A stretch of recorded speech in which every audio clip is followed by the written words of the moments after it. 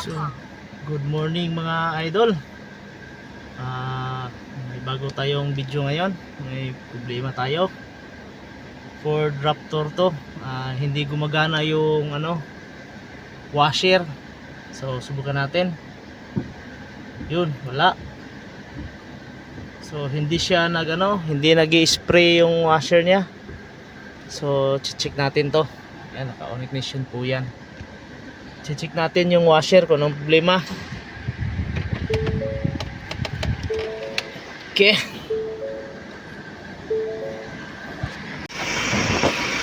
So ito yun. Ito yung sakit ng wiper. DIY po yan. Check natin kung may voltahe. Okay, on!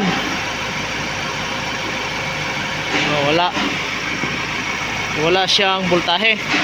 Kunin natin yung isang konektor. So basic lang po tayo. Lipat natin sa positive. Check natin kung may supply siya.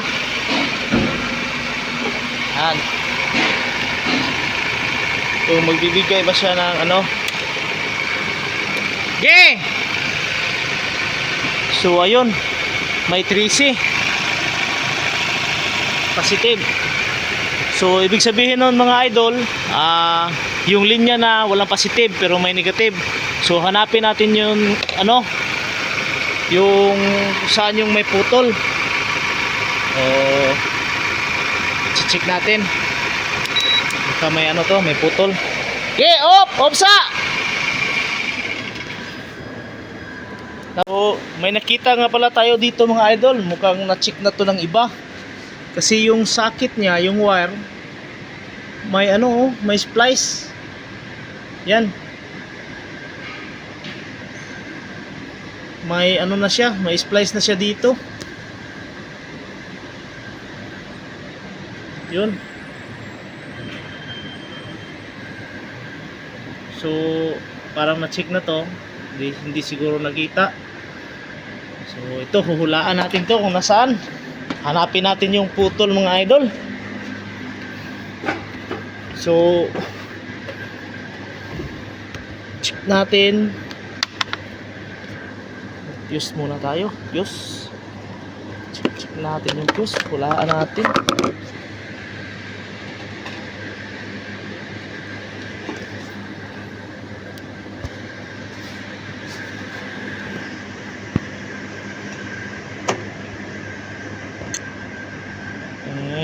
Okay lang.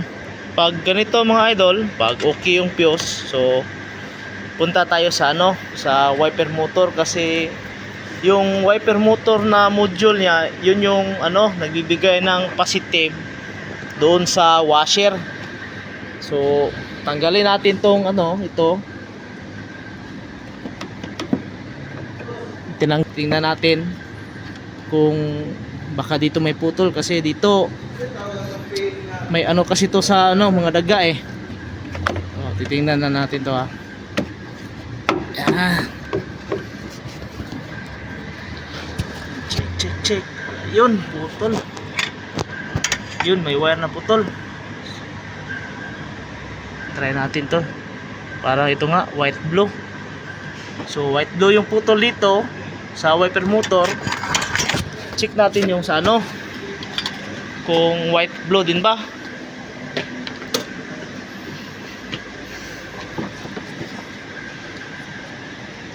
Yun, white blue din mga idol putol.